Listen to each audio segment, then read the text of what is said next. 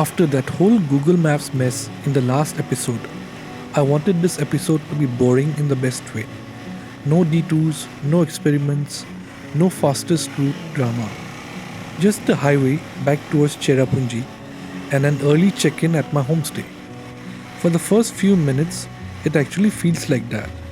The bike is smooth, bends are clean, and for once my plan and the road are on the same page.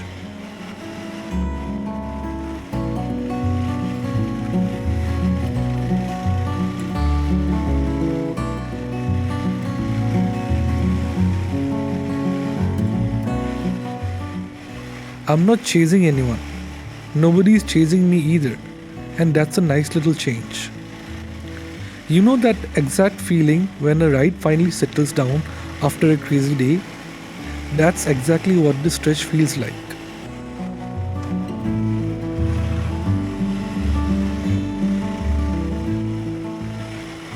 The sky is beginning to look duller, horizon a bit hazy. But this is Meghalaya. Here the mood doesn't always change with thunder. Sometimes it starts with silence. The colors slowly drain out of the sky, like someone tuned the saturation down a few notches. The light gets flatter, softer, and not in a comforting way. More grey skies in the frame, hills fading in the distance. That bright blue from the morning is gone. What's left is this big, heavy grey sheet just hanging over everything. Google Maps is relaxed as ever. Nice blue line, clean ETA, nothing to worry about. But the sky is giving me a very different feeling. And out here, I've learned to trust the clouds more than the app.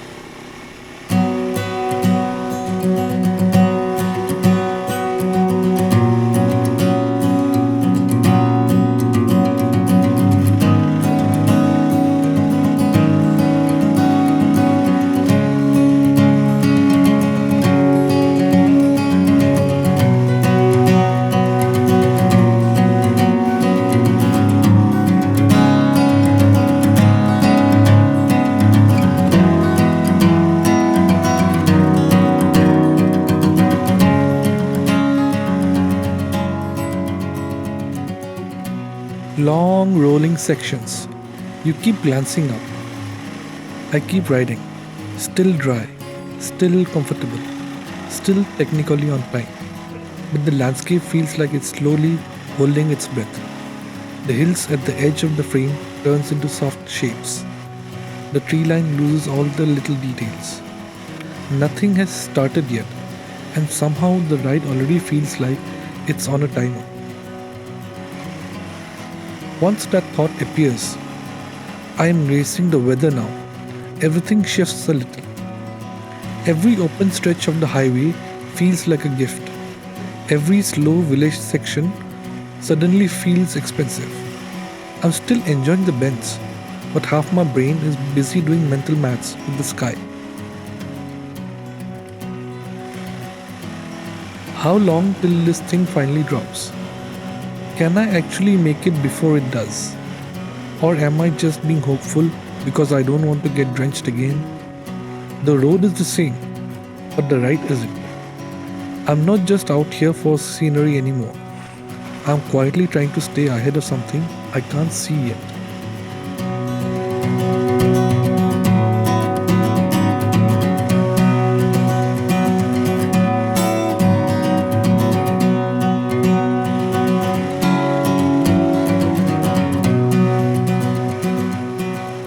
The light stays flat. Surroundings look more muted. The air starts to feel heavier. The wind cools down a bit. That grey blanket above me drops just a little lower with every kilometer. I'm not panicking. I'm not riding poorly. But there is a tension now. A sense that the day can flip at any moment. This is the strange in-between zone riders know very well. I'm still dry, still moving, still ahead on paper, but I already feel like I'm being followed. No raindrops yet, no thunderclap, no lightning, just that quiet pressure of knowing that the sky is loading a big update.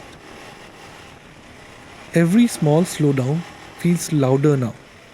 A car in front of me, a bus crossing, a cluster of houses, normally just part of the ride. Today, they feel like negotiations with time. The bike is doing its job, and I am doing mine.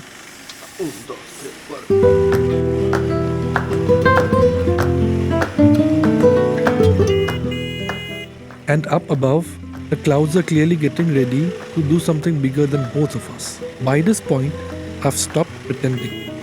I'm not on schedule anymore, not in cloud language. I am late, even if the map doesn't say so. The road ahead of us is starting to look less like a route and more like a countdown.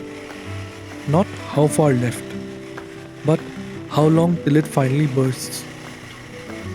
I'm not riding for shots now. I'm riding to reach. My eyes flick between the tarmac and the sky, back and forth, like I'm waiting for someone to call it.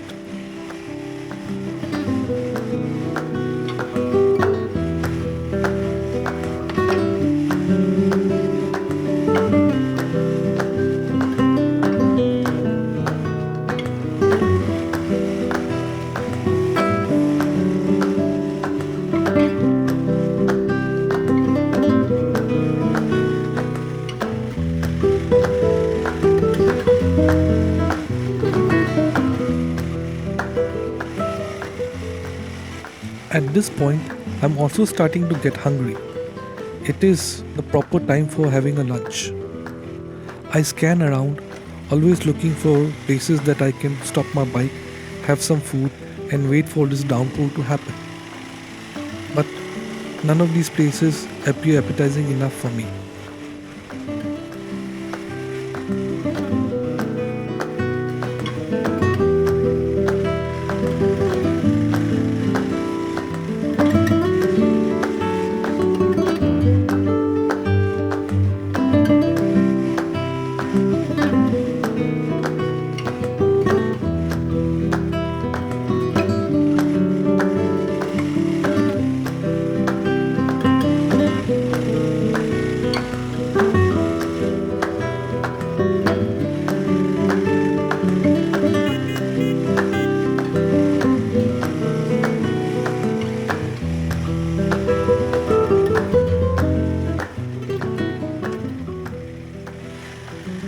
This is that phase where you are still dry, still ahead on paper, but mentally you know you are in the last few minutes of borrowed time. The light gets flatter again, the air feels heavier, and the road ahead stops looking like a route and starts looking like a countdown. I'm not thinking how pretty is this anymore. I'm thinking how much longer can I stay ahead of this thing? Maps say I'm getting closer. The clouds are saying, hurry up.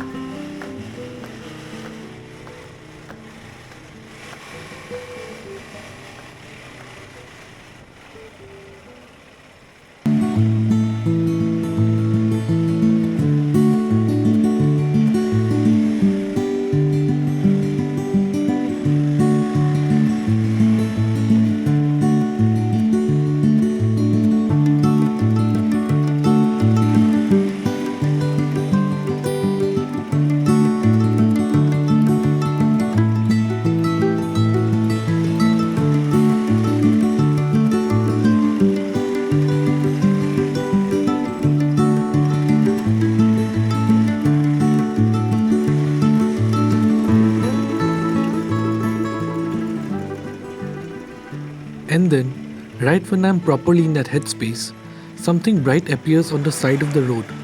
A small dhaba. Yellow-white walls, hand-painted boards, tires and flower pots lined up like they have been arranged with love, not in a budget. Flags stand out against the dull sky like they are doing their own little protest against the grey. It looks cheerful, random, and completely right for this exact moment.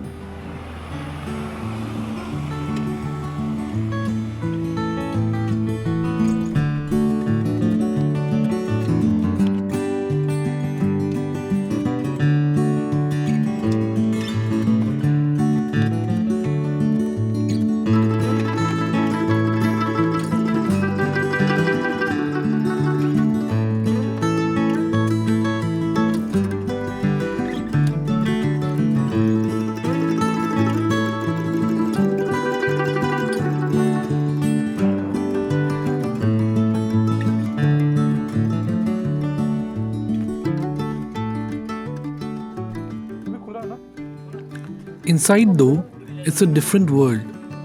Warm wooden walls, little decorations, old photos tucked into corners. A small, simple space that somehow feels like it was designed for days exactly like this.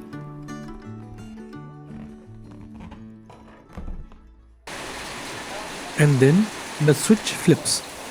The sky stops hinting and finally commits. The rain thickens. The sound on the roof jumps a few levels, and the courtyard outside starts filling with moving water. The little entrance I rode into a few minutes ago is now slowly turning into a shallow stream. My bike is standing there in the middle, absolutely taking it.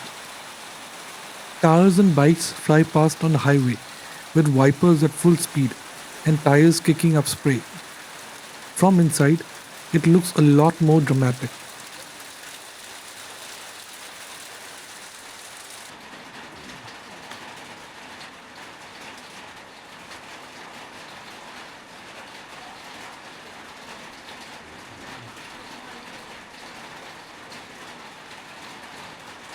The storm is loud, but the dhaba itself is calm.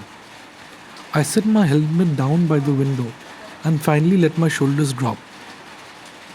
A plate lands in front of me. Rice, dal, a few sides of meat and chutney. Nothing fancy, nothing styled. Just hot food on a wet afternoon.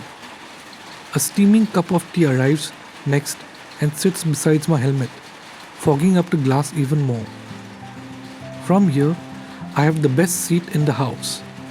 Vines and raindrops on the window, trees swaying outside, and the courtyard slowly filling and emptying with water. My bike stands quietly in the frame, like it's also just waiting for the storm to finish its story.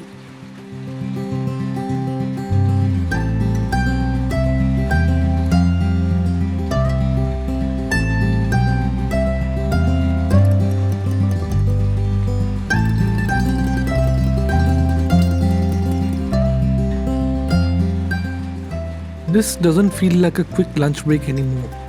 It feels like someone hit pause on the ride and dropped me into this tiny wooden viewing gallery for the first monsoons of Meghalaya. All that urgency from a few minutes ago is gone. I'm not just thinking about kilometers or ETA.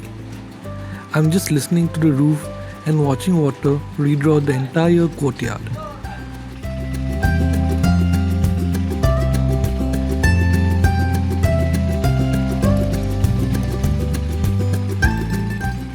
An hour passes by. Eventually, the storm starts to run out of drama. The roar softens into a steady tap.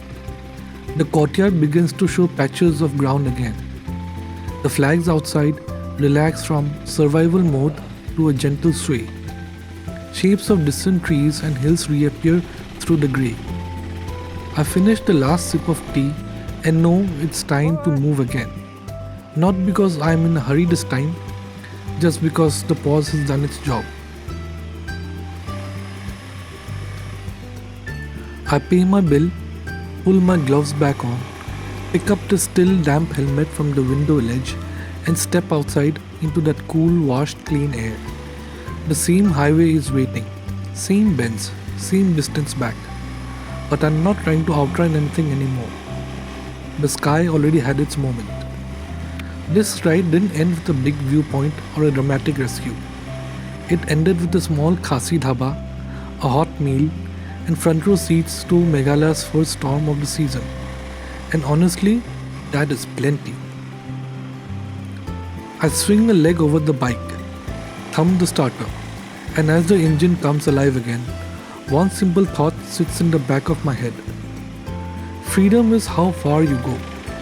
Wisdom is when you stop. Okay, thank you for watching this episode.